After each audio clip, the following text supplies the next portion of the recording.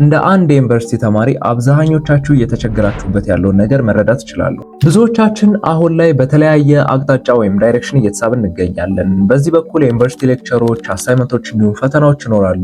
በሌላኛው ሳይድ ደግሞ የራሳችን ሳይድ ህስል ሊሆን ይችላል ወይም ደግሞ የተለያዩ አክቲቪቲዎች ሊኖሩ ይችላሉ።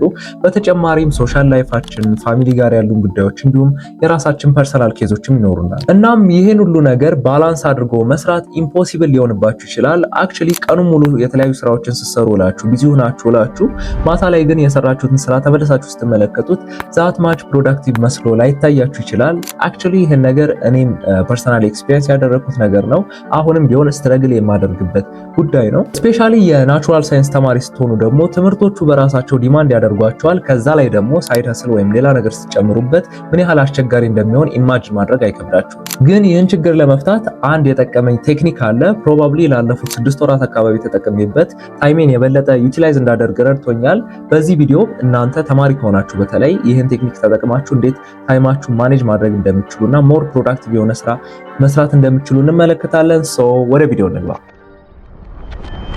በቅድሚያ ለቻናሉ እንግዳ ከሆናችሁ ዳዊት ሰለሞን እባላለሁ። ዩቲዩብ ላይ የተለያዩ ቫልዩብል የሆኑ ኮንተንቶችን ሼር የማደርጋችሁ ይሆናል። ቻናሉን ሰብስክራይብ በማድረግ ፋሚሊ ይሁኑ። በቪዲዮ መጀመሪያ ላይ ለማንሳት እንደሞከርኩት ብዙዎቻችን ቀኑ ሙሉ ብዙ ነገር ስንሰራ እንውላለን፣ ግን የቀኑ መጨረሻ ላይ ዛት ማች ፕሮዳክቲቭ ላንሆን እንችላለን።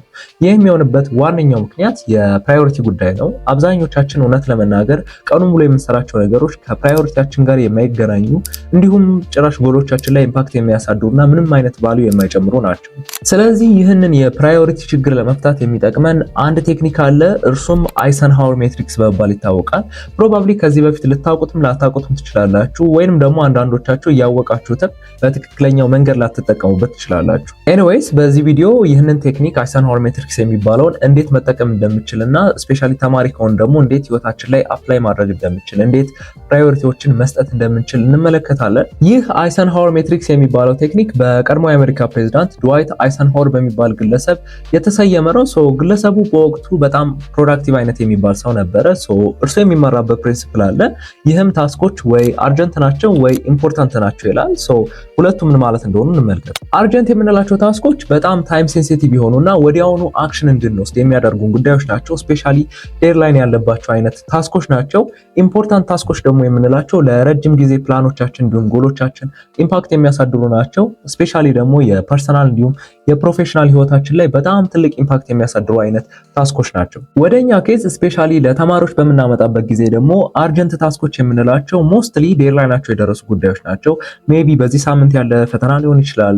በዚህ 2 ቀናት ሰሚት መደረግ ያለበት አሳይመንት ሊሆን ይችላል። ፕሮባብሊ ደግሞ ሳይድ ሀስል የምትሰሩ ከሆነ ወይም ደግሞ ሌሎች ስራዎችን የምትሰሩ ከሆነ ክላይንት ጋር ያላችሁ ኮሚኒኬሽን እንዲሁም ዴሊቨር መደረግ ያለባቸው ስራዎች በአጠቃላይ አርጀንት ታስኮች ላይ ይመደባሉ። ኢምፖርታንት የምንላቸው ታስኮች ደግሞ ለሎንግ ተርም ጎሎቻችን ትልቅ ኢምፓክት የሚያሳድሩ አይነት ታስኮች ናቸው። የዩኒቨርሲቲ ተማሪዎች ነን። ቤዚክሊ ክላስ መግባት፣ ሌክቸሮችን አቴንድ ማድረግ እንደ ኢምፖርታንት ታስክ ይወሰዳል። በተጨማሪም የሆነ ስኪል መማር፣ የተለያዩ ኔትወርኪንግ ኢቨንቶች ላይ መገኘት እንደ ኢምፖርታንት ታስኮች ይወሰዳሉ። አርጀንት አይደሉም፣ ወዲያውኑ በ2 በ3 ቀን ውስጥ መደረግ የለባቸውም። ግን ሎንግ ተርም ኢምፓክት ስላላቸው የሆነ ያህል ታይም ወስደን ማድረግ ያለብን አይነት ታስኮች ናቸው። በተጨማሪም ፋሚሊ ጋር ፍሬንዶች ጋር ታይም ማሳለፍ እንደ ኢምፖርታንት ታስክ ይወሰዳል። ምክንያቱም ሎንግ ተርም ሪሌሽንሺፓችንን ኪፕ ለማድረግ የምንጠቀምባቸው ታስኮች ስለሆኑ እነዚህ ኢምፖርታንት ታስኮች ላይ ይመደባሉ። ይሄ አይሰንሃወር ሜትሪክስ የሚባለው ቴክኒክ ቅድም ያየናቸውን አርጀንት እንዲሁም ኢምፖርታንት የሚባሉ ታስኮችን በ4 ካቴጎሪ ይከፍላቸዋል። የመጀመሪያው ካቴጎሪ አርጀንት እንዲሁም ኢምፖርታንት የሆኑ ታስኮች ናቸው። ሁለተኛው ደግሞ አርጀንት ያልሆኑ ግን ኢምፖርታንት የሆኑ ናቸው። ሶስተኛው ደግሞ አርጀንት ሆነው ግን ኢምፖርታንት ያልሆኑ ታስኮች ናቸው። አራተኛው ደግሞ አርጀንትም ኢምፖርታንትም ያልሆኑ ታስኮች ናቸው። በመቀጠል ስክሪኑ ላይ እንደምትመለከቱት አራቱንም ካቴጎሪዎች እንመለከታለን። አይሰንሃወር ሜትሪክስ የሚባለው ቴክኒክ አሁን ስክሪኑ ላይ እንደምትመለከቱት በ4 ካቴጎሪዎች ታስኮቻችንን የምንከፍልበት እንዲሁም ፕራዮሪታይዝ የምናደርግበት አይነት ሜተድ ነው። በጣም ሲምፕል ነው። እንደምታዩት በ4 ኳድራንት ከፍለናቸዋል። የመጀመሪያው ዱ ብለነዋል። እዚህ ጋር አርጀንት እንዲሁም ኢምፖርታንት የሆኑ ታስኮች ናቸው። ሁለተኛው ደግሞ ዲሳይድ የሚለው ነው። ይሄኛው ደግሞ አርጀንት ያልሆኑ ግን ኢምፖርታንት የሆኑ ታስኮች ናቸው። ሶስተኛው ላይ ደግሞ ዴሊጌት ብለነዋል። ይሄኛው ደግሞ አርጀንት ነው ግን ዛት ማች ኢምፖርታንስ የሌላቸው ናቸው። አራተኛው ደግሞ አርጀንትም ኢምፖርታንትም ያልሆኑ ታስኮች ናቸው። ይሄኛውን ደግሞ ዲሌት ብለነዋል። ሶ እዚህ ጋር ታስኮቻችንን በማስቀመጥ ፕራዮሪቲያቸውን መለየት እንችላለን። እያንዳንዳቸው እንመለከታለን። የመጀመሪያው ኳድራንት ዱ የምንለው ነው። ሶ እዚህ ጋር ያሉ ታስኮች ታይም ሴንሲቲቭ ናቸው፣ አርጀንት ናቸው። ሶ በሆነ ያህል ዴድላይን ማለቅ ያለባቸው አይነት ታስኮች ናቸው። በተጨማሪም ላይክ ለፐርሰናል፣ ለቢዝነስ፣ ለትምህርታችን፣ ለተለያዩ የህይወታችን አስፔክቶች ኢምፓክት የሚያሳድሩና ከጎሎቻችን ጋር በጣም ሪሌሽን ያላቸው አይነት ታስኮች ናቸው። ስለዚህ እነዚህ ታስኮች ቤዚክሊ በጣም አቴንሽን የሚፈልጉና ወዲያውኑ አክሽን እንድንወስድ የሚያስፈልጉ አይነት ታስኮች ናቸው።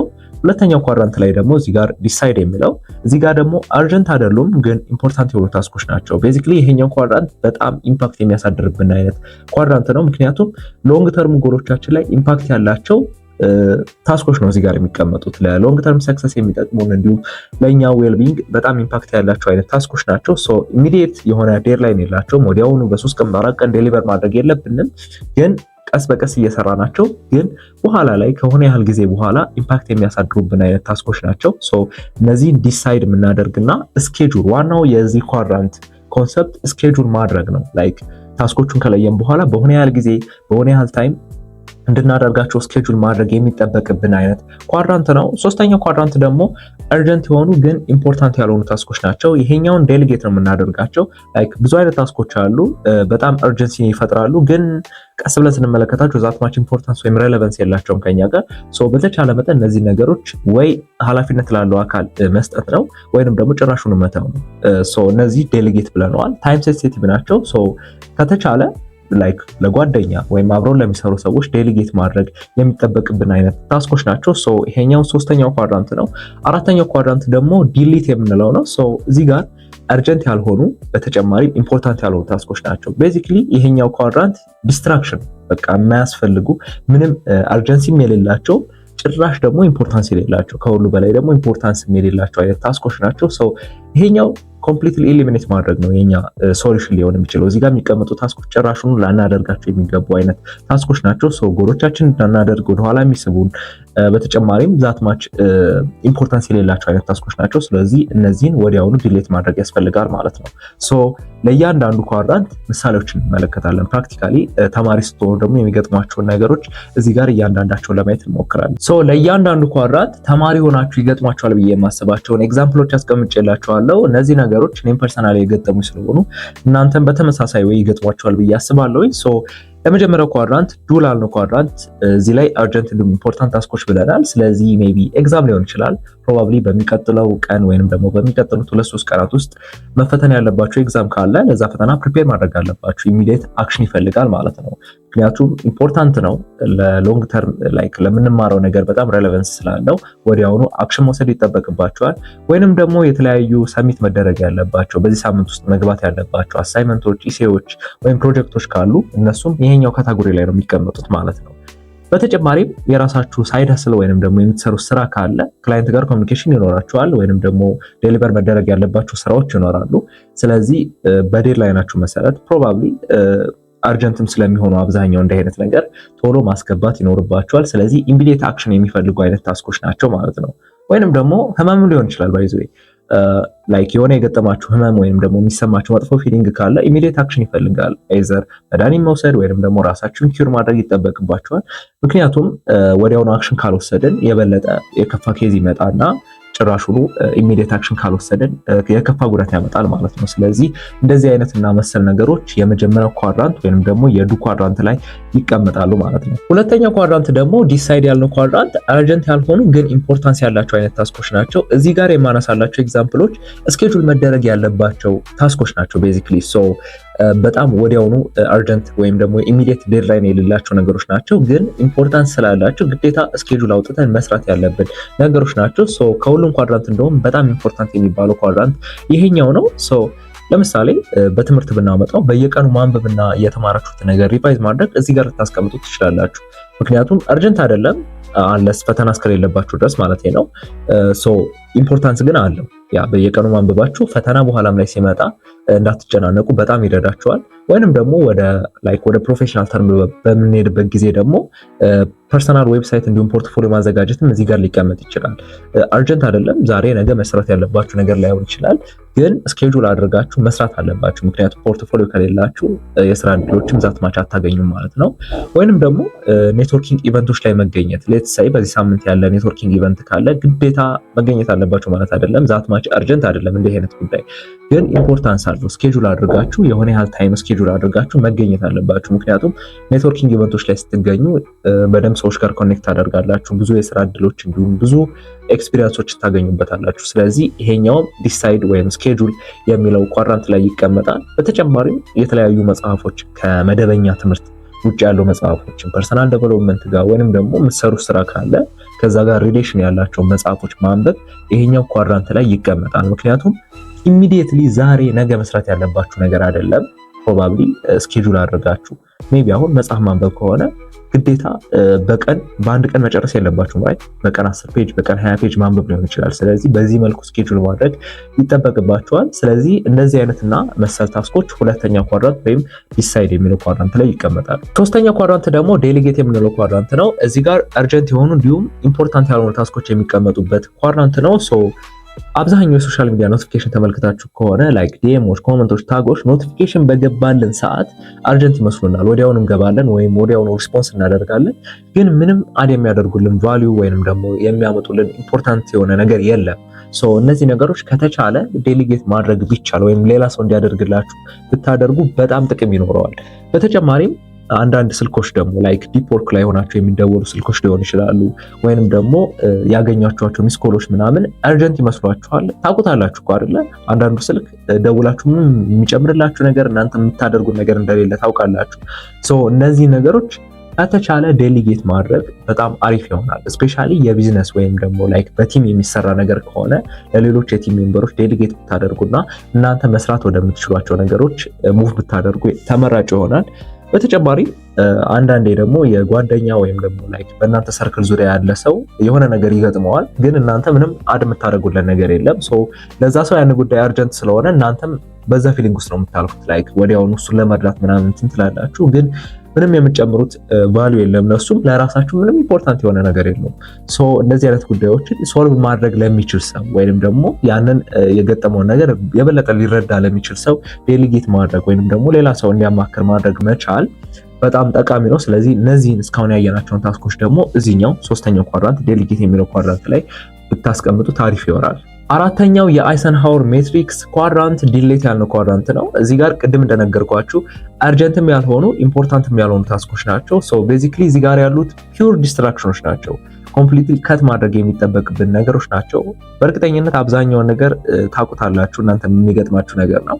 በዋነኛነት የመጀመሪያው የሚነሳው ሶሻል ሚዲያ ላይክ ማይንድለስሊ ቲክቶክ ላይ፣ ኢንስታግራም ላይ፣ ዩቲዩብ ሾርት ላይ ስክሮል ማድረግ ኮምፕሊትሊ ከት ማድረግ ያለባችሁ ለእናንተ ምንም ሬሌቫንስ የሌለው ኢምፖርታንት ያልሆነ በዛ ላይ አርጀንትም ያልሆነ አይነት ታስክ ነው። ስለዚህ እነዚህ ኮምፕሊትሊ ከት ማድረግ ያለባችሁ ወይም ዲሌት ካታጎሪ ላይ ማስቀመጥ ያለባችሁ ጉዳይ ነው። ሌላው ደግሞ አንዳንድ ጊዜ ኢሜይሎቻችሁን ወይንም ደግሞ ኮንተንት ክሬተር ከሆናችሁ ደግሞ አናሊቲክስን ከፐርፐዝ ሳይሆን ላይክ የሆነ ነገር አቺቭ ለማድረግ ወይም ኤክስፔክት ያደረጋችሁትን ጎል ሂት ለማድረግ ሳይሆን ከአንዛይቲ ወይም ደግሞ ከጭንቀት ምን ያህል ሰው አየው ምን ያህል እንትን አለው በሚል አናሊቲክሶችን ሪፍሬሽ ማድረግ 10 ጊዜ በየሰዓቱ ቼክ ማድረግ ወይንም ደግሞ ኢሜይሎቻችሁን ላይክ ሶሻል ሚዲያ አካውንቶቻችሁን በተደጋጋሚ ቼክ ማድረግ አክቹሊ ምንም የሚያመጣላችሁ ኢምፓክት የለም ፐርፐዝ እስከሌለው ድረስ። ፐርፐዝ ካለው ደግሞ በሆነ በተቀመጠ ታይም ነው የምታደርጉት። ስለዚህ በተደጋጋሚ ሪፍሬሽ የምታደርጉ ከሆነ ወይንም ደግሞ እንደዚህ አይነት ነገሮችን ደጋግማችሁ ቼክ የምታደርጉ ከሆነ ዲሌት ካቴጎሪ ላይ ብታስቀምጡት ይመረጣል። ምክንያቱም ምንም ኢምፖርታንስ የለውም ለእናንተ እንደዚህ ማድረጋችሁ ወይም የሚጨምርላችሁ ቫልዩ የለም። ስለዚህ ይሄም ዲሌት ካቴጎሪ ላይ ይቀመጣል። አንዳንድ ጊዜ ደግሞ ላይክ ሲደብረንም ይሁን ወይንም ደግሞ ጀስት በቃ ይጠቅመናል ብለን ስላሰብን አንዳንድ ጊዜ የምናያቸው ሾዎች እንዲሁም ፕሮግራሞች ይኖራሉ። አክቹሊ እነዛ ነገሮች ከፐርሰናል ላይፋችን ከስራችን ከትምህርታችን ጋር ምንም አይነት ሬሌቫንስ ላይኖራቸው ይችላል። እነዚህ ነገሮች በተቻላችሁ መጠን ዲሌት ብታደርጉት አሪፍ ነው። ላይክ ለእናንተ ሬሌቫንት የሆኑ ነገሮችን ኮንሱም ማድረጉ ይሻላል። አሁን ላይ እንደምታውቁት ሶሻል ሚዲያ ላይ ብዙ አይነት ኮንተንቶች አሉ። ሁሉንም ኮንሱም ለማድረግ እንሞክራለን እና ይሄን ነገር እዚህ ላይ ብናስቀምጠው አሪፍ ነው ብዬ አስባለሁ። ሶ ዲሌት ካታጎሪ ላይ እንደዚህ አይነት ታስኮችን ብታስቀምጡ ተመራጭ ይሆናል። ሶ ዚስ ፋር ስለ አይሰንሃወር ሜትሪክስ ከተመለከትን እኔን ጨምሮ አብዛኛው ሰው ይሳሳተዋል ብዬ የማስበውን አንድ ነገር ልንገራችሁ። ብዙዎቻችን ፎከስ የምናደርገው ኳድራንት 1 ላይ ነው ራይት። ሶ ዘዱ ኳድራንት ያልነው ማለት ነው አርጀንት እንዲሁም ኢምፖርታንት የሆኑ ታስኮች። ስለዚህ አብዛኛው ሰው ላይክ ታስኮቹን ወስዶ እዛ ላይ ነው የሚያስቀምጠው። አብዛኛውን ታስክ እዛ ላይ ያደርገውና በኋላ ላይ ዴድላይን ሚት ማድረግ ይከብደዋል። ምክንያቱም እነዚህ አክሽኖች ኢምፖርታንት ናቸው፣ መሰራት አለባቸው፣ በዛ ላይ አርጀንት ሆነዋል፣ ላይክ ዴድላይናቸው ደርሷል ማለት ነው። ይህም ፕሮብሌም አቮይድ ለማድረግ የሚጠቅመን ኳድራንት 2 ላይ ፎከስ ማድረግ ነው። ቅድም እንደነገርኳችሁ በጣም ኢምፖርታንት ኳድራንት ነው የሚባለው ለዚህ ምክንያት ነው። ምክንያቱም ኢምፖርታንት የሆኑ ታስኮችን እንለያለን፣ አንድ ዘን ስኬጁል እናደርጋቸዋለን። ሶ ዴሊ አክሽኖቻችን ላይ ኢንተግሬት ልናደርጋቸው እንችላለን፣ ወይም በሆነ ያህል ታይም ላይ መስራት ይጠበቅብናል። ስለዚህ በኋላ ላይ ለሚመጣ ክራይሲስ ቀድመን እየተዘጋጀን ነው ማለት ነው። በሲምፕል ኤግዛምፕል ንባብን ብንመለከት ዴሊ የምናነብ ከሆነና ዴሊ ሪቫይዝ የምናደርግ ከሆነ ፈተና ላይ የሚመጣ ክራይሲስን ማስወገድ እንችላለን። ሶ የዛኔ ፈተናው ሲደርስ የመጀመሪያው ኳድራንት ላይ ማስቀመጥ አይጠበቅብንም ማለት ነው።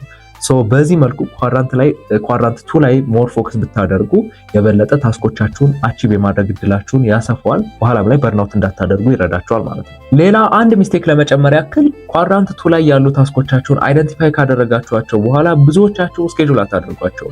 ዋንስ አይደንቲፋይድ ከተደረጉ በኋላ ስኬጁል መደረግ አለባቸው። ምክንያቱም ስኬጁል ያላደረጋችሁትን ነገር አቺቭ አታደርጉትም መቼም። ሶ ዋንስ ታስኮቻችሁን ከለያችሁ በኋላ ስኬጁል አድርጋችሁ የሆነ ያህል ታይም ላይን አዘጋጅታችሁለት በዛ መሰረት መከናወን አለበት። ካልሆነ ስኬጁል ካልተደረገ ተመልሶ ወደ ኳድራንት 1 ይመጣና በኋላ ላይ ክራይሲስ እንዲሁም ጭንቀት ያመጣባቸዋል። ስለዚህ በተቻላችሁ በጣም ኳድራንት 2 ላይ የምትለዩዋቸውን ነገሮች ስኬጁል አድርጉላቸው፣ ታይም ላይን አዘጋጁና በምን ያህል ጊዜ መሰራት እንዳለባችሁ ለዩ። ሶ በዚህ መልኩ የሚገጥሟችሁ ሚስቴኮችን አቮይድ ማድረግ ትችላላችሁ። እስካሁን ባየነው መልኩ አይሰንሃወር ሜትሪክስን የምትጠቀሙ ከሆነ ፎር ሹር ፕራዮሪቲ ለሚገባው ነገር ታይማችሁን እንደምትሰጡና ሞር ፕሮዳክቲቭ እንደምትሆኑ አልጠራጠርም። ቪዲዮ ከተመቻችሁ እንዲሁም ቫልዩብል ሆኖ ካገኛችሁት ላይክ ማድረግ እንዳይረሳ። በቀጣይ በሌላ ቪዲዮ እስክንገናኝ ቸር ሰንብቱ።